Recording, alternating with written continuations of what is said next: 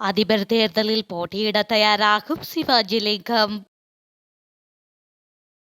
சஜித்துடன் இணைய அரசியல்வாதிகள் முயற்சி, வெளியாகியுள்ள தகவல். நேருக்கு நேர் மோதி வாகனங்கள் கோர விபத்து.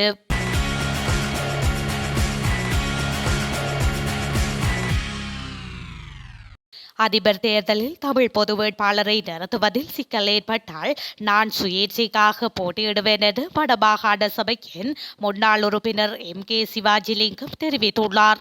யாழ் ஊடக அமையத்தில் இன்றைய தினம் இடம்பெற்ற ஊடக சந்திப்பின் போதே அவர் இவ்வாறு குறிப்பிட்டுள்ளார். இங்கு தொடர்ந்தும் கருத்து தெரிவித்த அவர், தமிழ் பொது வேட்பாளரை நிறுத்துவது தொடர்பில் முயற்சிகள் முன்னெடுக்கப்பட்டு வருகின்றன. இம்முறை மக்கள் மத்தியிலும் பொது வேட்பாளர் விடயம் பேசப்படுகின்றது. எனவே இம்முறை அதிபர் தேர்தலில் பொது வேட்பாளர் ஒருவர் முன்னிறுத்தப்படுவார். அதில் ஏதேனும் சிக்கல்கள் ஏற்பட்டால் நான் சுயேட்சையாக போட்டியிடுவேன். யாழ்ப்பாணத்தில் கடந்த ஞாயிற்றுக்கிழமை இடம்பெற்ற மக்கள் மன்றின் நிகழ்வில் சிவில் சமூகத்திற்கு மக்கள் ஆணை இல்லை என நாடாளுமன்ற உறுப்பினர் MA சுமந்திரன் தெரிவித்துள்ளார். அது தவறானது. மக்கள் தங்கள் பிரதிநிதியாகவே நாடாளுமன்ற உறுப்பினர்களை தெரிவு செய்துள்ளனர். ஆனாலும் மக்கள் தமக்கானதை தாமே தெரிவு செய்வார்கள். அவ்வாறு மக்களால் உருவானதே சிவில் சமூகம். அவர்களுக்கும் தமக்கும் என்ன தேவை என்பதனை தீர்மானிப்பதற்கும் சொல்லவும் முடியும் என சிவாஜிலிங்கம் மேலும் தெரிவித்துள்ளார். வடக்கிற்கு விஜயம் செய்துள்ள எதிர்க்கட்சித் தலைவர் சஜித் பிரேமதாச இலங்கை தமிழரசு கட்சியினரை சந்தித்து கலந்துரையாடியுள்ளதாக நாடாளுமன்ற உறுப்பினர் MA சுமந்திரன் தெரிவித்துள்ளார். இது தொடர்பாக அவர் மேலும் கூறுகையில், யாழ்ப்பாணத்திற்கு விஜயம் செய்துள்ள எதிர்க்கட்சித் தலைவர் எங்களுடைய தமிழரசு கட்சியினருடன் பேச வேண்டும் என்று கோரியதன் அடிப்படையில் இன்று சுமார் 2 மணித்தியாலங்கள் எங்களுடைய இந்த சந்திப்பு இடம்பெற்றது. இதில் எங்களுடைய கட்சித் தலைவர் மாவை சேனாதி ராஜா, சிரேஷ்ட உபதலைவர் CVK சிவஞானம், நிர்வாக செயலாளர் குலநாயகம் மற்றும் நானும் கலந்து கொண்டு தமிழ் மக்களுடைய எதிர்பார்ப்பு சம்பந்தமாக எடுத்து கூறியுள்ளோம். அதிகார பகிர்வு தொடர்பான 13ஆம் திருத்தத்தை கூட இப்பொழுது இன்னமும் மோசமான நிலைக்கு கடந்த கால அரசாங்கங்கள் கொண்டு வந்து விட்டிருக்கின்றன. ஆகவே அதிகார பகிர்வு சம்பந்தமான அவருடைய நிலைப்பாட்டை எங்களுடைய மக்களுக்கு மட்டுமல்லாமல் பெரும்பான்மை மக்களுக்கும் தெளிவுபடுத்த வேண்டும் என்பதையும் சுட்டிக்காட்டியுள்ளோம். இதற்கு சஜித் தரப்பிலிருந்து தன்னுடைய தேர்தல் அறிக்கையில் அவை அனைத்தும் உள்ளடக்கப்படும் என்று பதிலளிக்கப்பட்டது என குறிப்பிட்டுள்ளார். எதிர்க்கட்சி தலைவராக இருக்கும் சஜித் பிரேமதாச வாக்குறுதிகளை மட்டுமே வழங்கலாம். ஏனென்றால் அவரின் கையில் நிறைவேற்று அதிகாரம் இல்லை என மட்டக்களப்பு மாவட்ட நாடாளுமன்ற உறுப்பினர் சாணக்கியன் தெரிவித்துள்ளார்.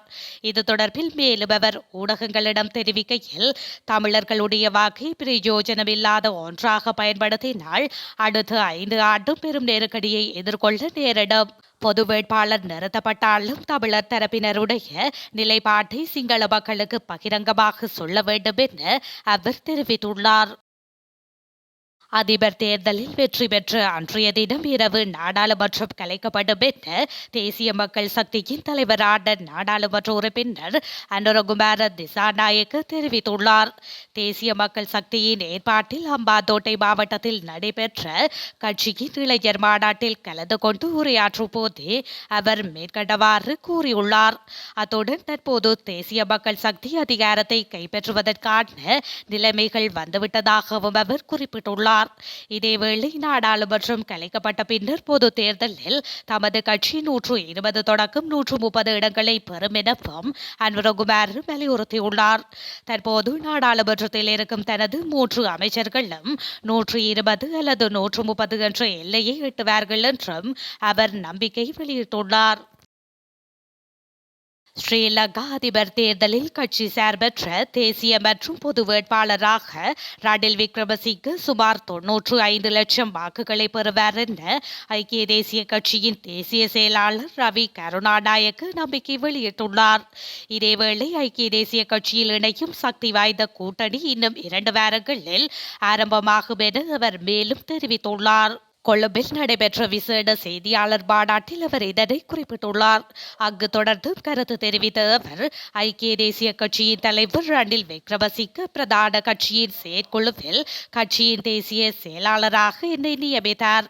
ஐக்கிய தேசிய கட்சி புத்துயிர் பெற்று நாட்டு மக்களின் நலனுக்காக கட்சியை எழுப்ப வேண்டும். பொருளாதார மாற்று சட்டமூலத்தை முன்வைத்ததன் மூலம் இலங்கையின் பொருளாதாரத்தை சரியான பாதையில் கொண்டு செல்வதற்கான முதல் படியை அதிபர் எடுத்துள்ளார்.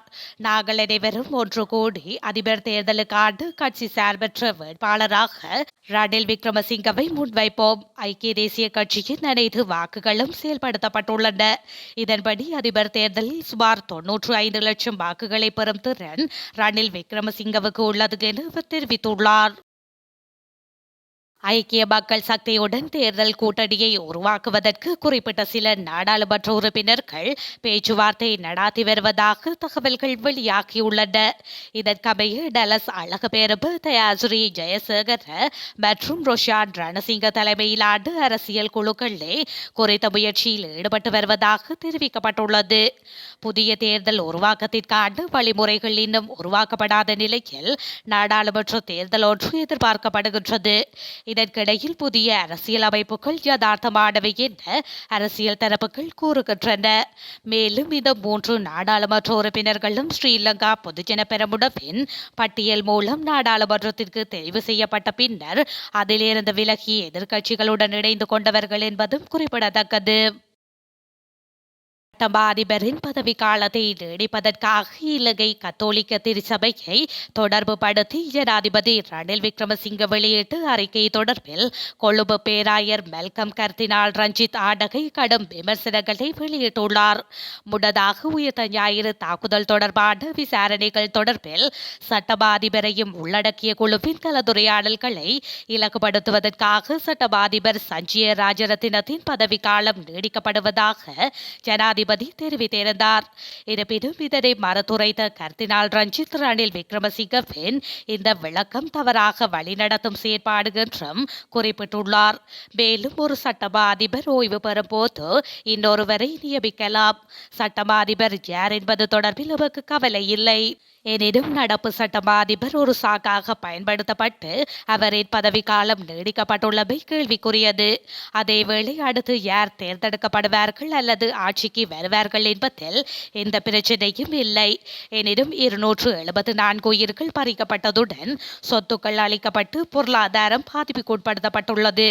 இந்த நிலையில் தாக்குதல் நடத்தப்பட்டதற்கான காரணங்களையும் அறிய மக்களுக்கு உரிமை உள்ளது என கர்தினால் மேலும் தெரிவித்துள்ளார். கினிகத்தேனை தேகல வீதியில் இடம்பெற்ற விபத்தில் 10 பேர் காயமடைந்துள்ளதாக போலீசார் தெரிவித்துள்ளனர். இந்த விபத்து இன்று செவ்வாய்க்கிழமை காலை இடம்பெற்றுள்ளது. கண்டியிலிருந்து ஹட்டன் நோக்கி பயணித்த தனியார் பேருந்தும் ஹட்டனிலிருந்து கண்டி நோக்கி பயணித்த வேன் ஒன்றுமே இவ்வாறு விபத்துக்குள்ளாகியுள்ளன. விபத்தின் போது பேருந்தில் பயணித்த 8 பேரும் வேனில் பயணித்த 2 காயமடைந்துள்ளனர். இதனையடுத்து காயமடைந்தவர்கள் சிகிச்சைக்காக அருகிலுள்ள வைத்தியசாலையில் அனுமதிக்கப்பட்டுள்ளனர். விபத்து தொடர்பில் பேருந்தின் சாரதி கைது செய்யப்பட்டுள்ளதாக போலீசார் மேலும் தெரிவித்துள்ளனர்.